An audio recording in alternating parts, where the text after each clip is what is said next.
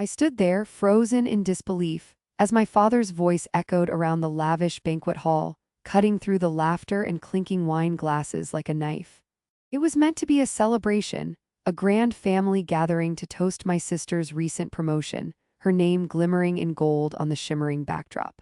But instead, it marked the moment when I became nothing more than a burden in the eyes of the people who were supposed to love me unconditionally. "Let's not forget," my father boomed, his expansive gestures drawing the attention of every guest in the room. "While my brilliant daughter," he gestured toward my sister, basking in her spotlight, "is out there achieving greatness, I have another child who seems to be nothing but a drain on our family's resources." The laughter died down, replaced with a tense, awkward silence. My cheeks flushed, and I felt a heat rising, a mix of humiliation and anger settling deep in my gut. How could he say that about me? How could he disregard everything I had done and experienced for the sake of our family's image? If you've ever been underestimated by family, you'll understand every part of what happened next. I managed to choke out a laugh, but it felt hollow. My father's words struck with such force that I couldn't shake them off. Everyone's eyes shifted back to me, searching for some semblance of a reaction, ready to judge whether I would crumble or face this humiliation head-on. But I was already crumbling inside. I glanced at my sister, whose eyes sparkled with the thrill of her accomplishments. She was everything our parents had wanted: successful, driven, and effortlessly charming. In contrast, I felt like a shadow. The dusty, faded picture that didn't quite fit into the family portrait. My presence in this family often felt like an afterthought, and now, as my father's harsh words hung in the air, the truth was undeniable. Growing up, I had always been in her shadow, a place where I learned the bitter taste of comparison. My sister was the beloved golden child, celebrated for her good grades, her scholarships, and her seemingly perfect life.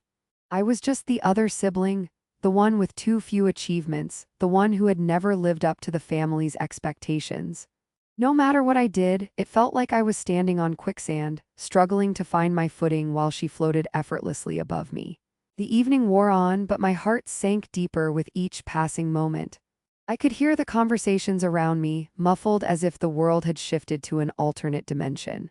I chuckled along with the rest, cradling a glass of sparkling cider, feeling utterly alone. No one knew the scars that my father's words had reopened. I had spent years navigating their toxic dynamics, trying to keep the peace while feeling like a punching bag for their emotional baggage. As the night dragged on, I put on a brave face, forcing smiles and laughter that didn't reach my eyes. I tried to engage in conversations, but the sting of my father's proclamation wrapped around me like a heavy cloak. The shame and anger churned within, an internal battle that raged without an outlet. The truth was, I had always been there, the dutiful son, the supportive sibling, the one who cheered for my sister while being pushed further back into obscurity. Every family gathering felt like a reminder of my inadequacies. Each laugh shared over my sister's success felt like a dagger in my heart. I tried to remind myself that love should be unconditional, that family should lift each other up. Yet here I was, feeling more like a burden than ever. I couldn't help but wonder how my father saw me, not just in that moment but throughout the years. What was it about me that made him view me as a disappointment, as someone who drained the family rather than contributing to it? Was it because I didn't follow the traditional path they had laid out for me? Did my choice to pursue a less conventional career make me less worthy in his eyes? The questions spiraled in my mind like an avalanche. I was caught in a whirlwind of self-doubt and rage, struggling to hold onto my sense of self as their expectations loomed overhead. That night, I confronted the painful realization that my feelings of being overshadowed by my sister were only the surface of a deeper issue. It wasn't just favoritism, it was a toxic web of emotional manipulation woven into our family's very fabric. My father's harsh words were just the latest thread in that web, a reminder that I was always just one step behind in a race I hadn't signed up for. As the clock struck midnight, I found myself alone in a quiet corner of the hall, away from the laughter and celebration. The room dimmed around me and my thoughts rushed back to my childhood, to the countless moments where I had tried to prove my worth, only to be met with indifference or condescension. I could feel the resentment bubbling up inside me, mingling with my shame and anger. It was time for a change. I couldn't keep ignoring the toxic dynamics that surrounded me, nor could I allow myself to be defined solely by my father's cruel words. But how could I start to reclaim my identity when it felt so inextricably tied to theirs? I took a deep breath, feeling the weight of the evening wash over me. Deep down, I knew the path forward wouldn't be easy. But it had to start somewhere, and that somewhere might just begin with recognizing my own worth, perhaps even finding a way to rise above the shadows cast by my family. The night was just beginning, and I could feel the slow burn of determination igniting within me. I was tired of being a burden. It was time to uncover the power hidden beneath the surface, the strength I had always possessed but never recognized. As I made my way back to the crowd, a new resolve began to take shape. Little did I know, the true journey was just beginning, and the revelations ahead would change everything. As I stood there, the echoes of my father's words still stinging in my ears, I felt an overwhelming urge to escape the suffocating atmosphere of the banquet hall. The room, once filled with laughter and celebration, now felt like a gilded cage, trapping me in a world where I was nothing more than a mere afterthought, an unwanted shadow in my family's narrative. I took a deep breath, forcing a smile onto my face, but it felt like a mask slipping from my grasp. A few moments later, I found myself in the corner of the room, nursing my drink as guests mingled around me. My sister, radiant in her glory, was the center of attention, her laughter infectious, her stories captivating.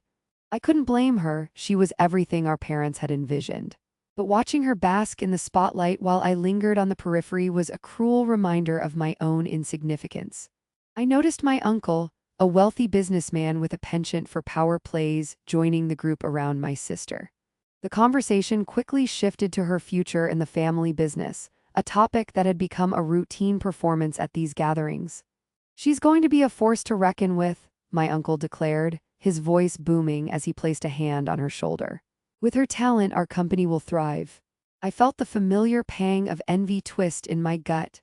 They had always been preparing her for this moment, grooming her like a prized heirloom, while I was left to wander aimlessly in their grand vision.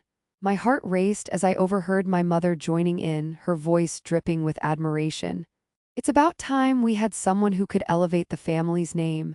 I've always believed in you, sweetheart." As the compliments flowed, I felt the walls closing in, a suffocating reminder of my place in this family. I was the one who had tried to carve a path for myself to discover my own passions, but my choices were merely dismissed as whims or phases. I had taken a creative route, pursuing art and design rather than the expected corporate career, and it felt like a betrayal in their eyes. Suddenly, a memory flashed through my mind, my father's disappointed gaze when I had announced my decision to attend art school. "You'll always be a burden if you choose this path," he had said, the words echoing as if they were spoken just yesterday.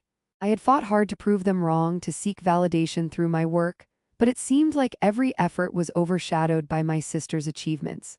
That evening, the conversations flowed into the night, filled with laughter and toasts in my sister's honor, while I stood quietly in the background, a mere spectator in my own life. I could hear snippets of their conversations about future projects, plans, and expectations for my sister. Each word felt like a hammer driving the nails deeper into my own sense of worthlessness. And then it happened. As the evening reached its peak, my father stood up again, raising his glass for another toast. "To my brilliant daughter," he declared, his eyes glistening with pride.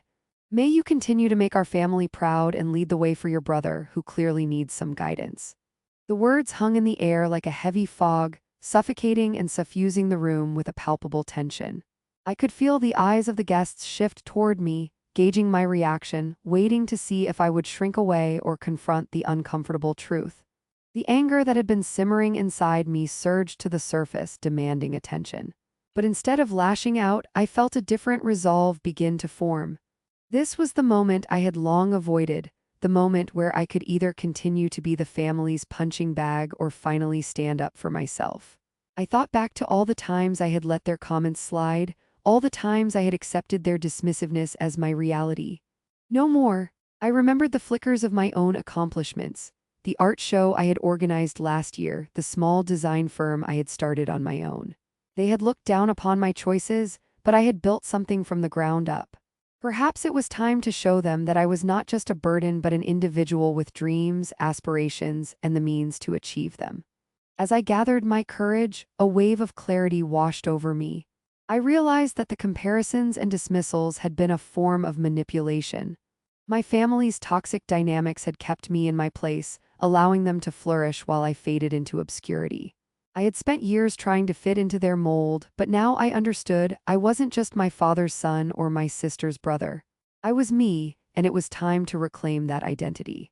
With newfound determination, I stepped away from the shadows and into the light. "Dad," I called out, my voice steady, silencing the room.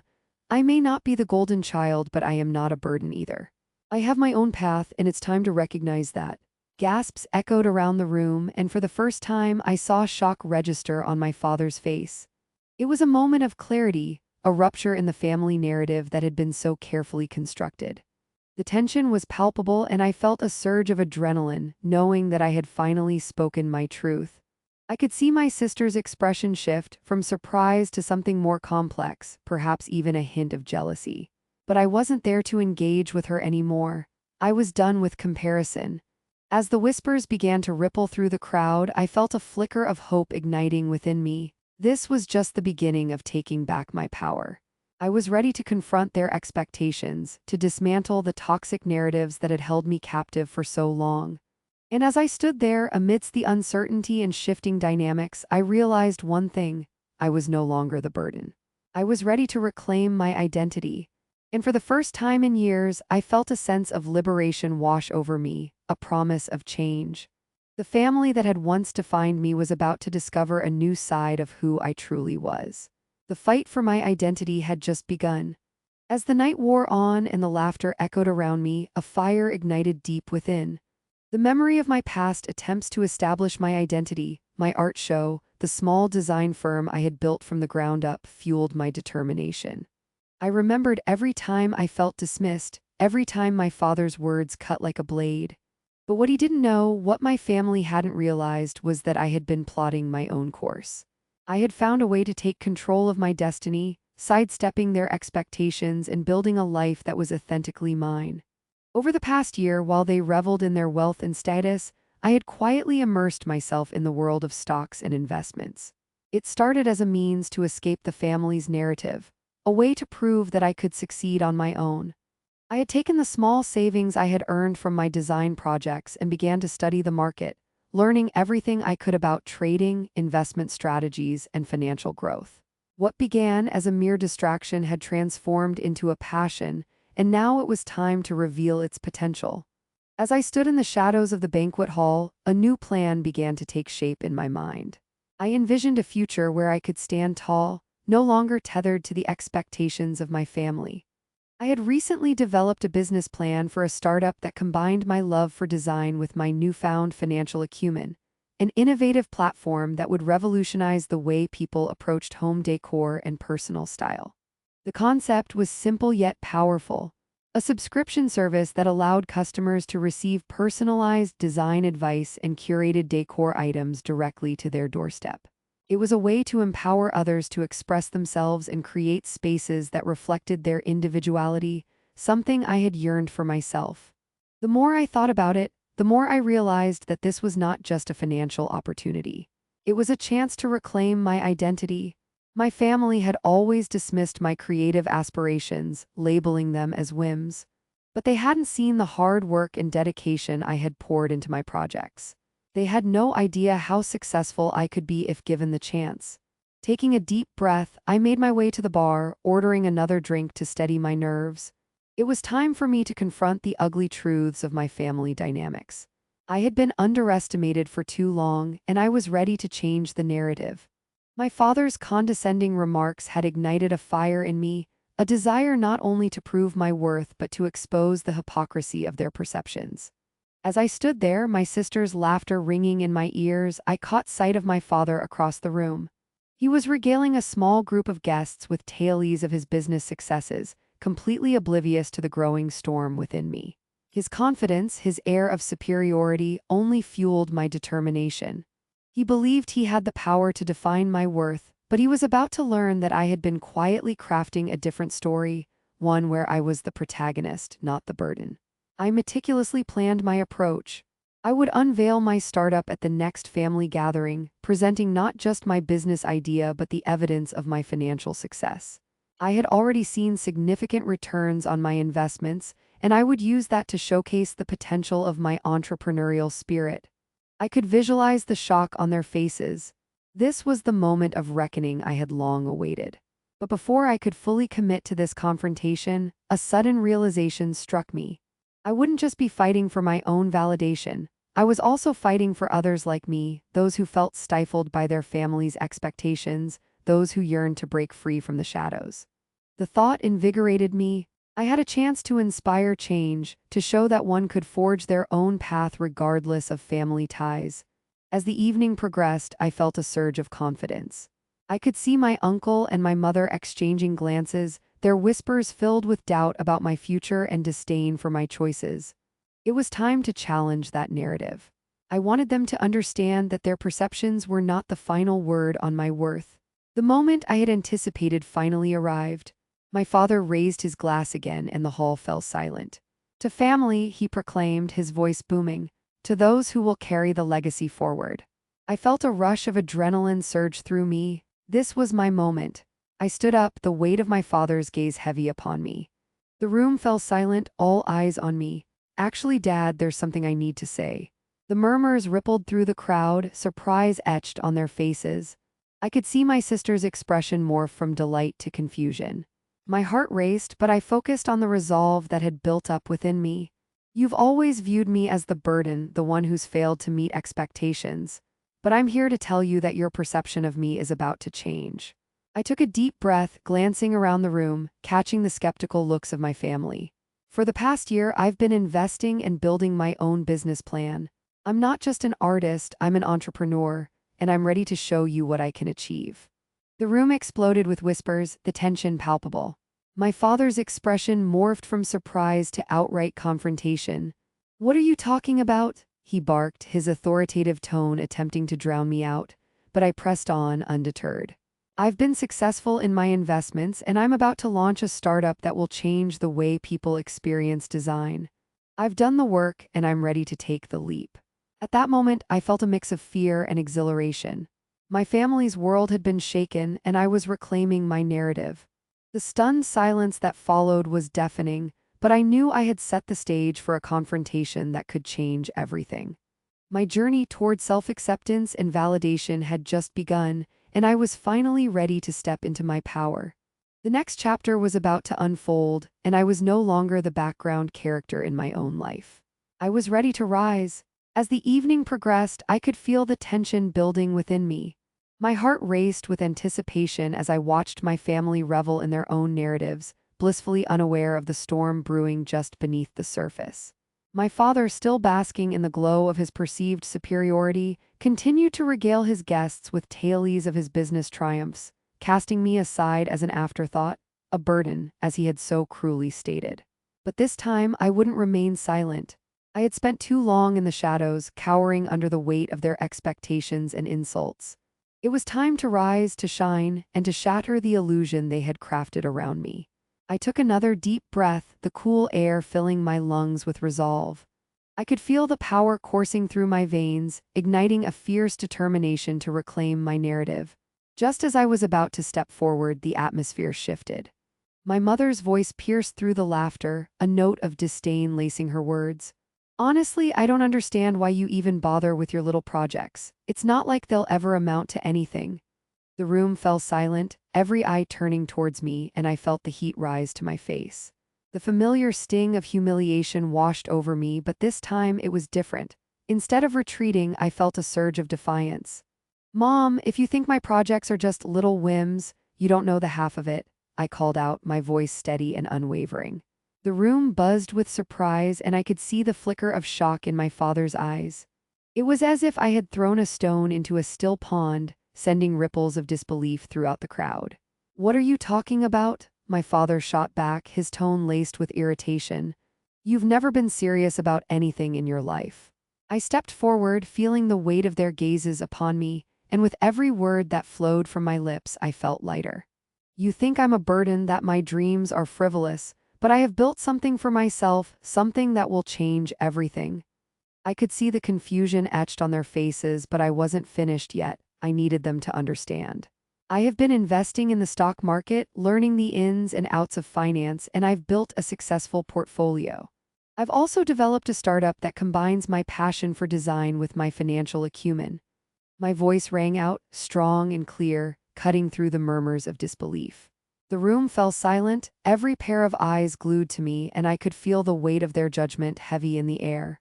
Before they could respond, I continued, I'm not just the burden you've painted me to be. I'm the one who has inadvertently financed your lavish lifestyles, and I'm the true owner of the family business. Gasps erupted around the room as my words settled in. At that moment, the family attorney, Mr. Sullivan, who had remained in the background, stepped forward. His expression was one of bemusement, as if he had been waiting for this very confrontation. I believe it's time for the truth to come to light, he stated, his voice calm yet commanding. With that, he produced a series of documents, his demeanor shifting from passive observer to an authoritative figure. I've been instructed by your father to manage the family's finances, but what he doesn't realize is that the true financial backbone of this family is you, my dear. He gestured toward me, and the tension in the room escalated. What do you mean? My father demanded, his voice rising in indignation. Mr. Sullivan cleared his throat, flipping through the papers with precision. Over the past few years, your investments have yielded significant returns, and your financial contributions have, in fact, sustained the family's lifestyle. You are the hidden asset in this family's wealth. The room erupted in disbelief, and I could see the color drain from my father's face as the implications of Mr. Sullivan's words sunk in. My mother's jaw dropped, and my sister's laughter turned into a nervous chuckle. Wait, are you saying? My sister began, but Mr. Sullivan cut her off. Yes, your sibling has been the one supporting this family in ways you never understood. The startup they've developed is not just a dream, it's a thriving business that will soon reshape the industry. The reality of my situation hit my family like a ton of bricks, and I felt a sense of power wash over me. I had taken the reins of my destiny, and now my family had no choice but to recognize my worth. I won't be a pawn in your games anymore, I declared, my voice steady and strong. I'm not here to be your burden. I'm here to reclaim my identity and redefine my relationship with each of you. My worth is not measured by your approval or your standards. As the shock began to fade, I could see the gears turning in my father's mind, the realization that he had underestimated me all along. This isn't how it's supposed to be, he stammered, desperation creeping into his voice. No, it's not, I replied, my heart pounding with a mixture of triumph and relief. But it's time for a new chapter. I'm done living in your shadow. With that, I turned to the guests, the family that had once belittled me, and I felt a sense of liberation. I'm not just an artist or a designer.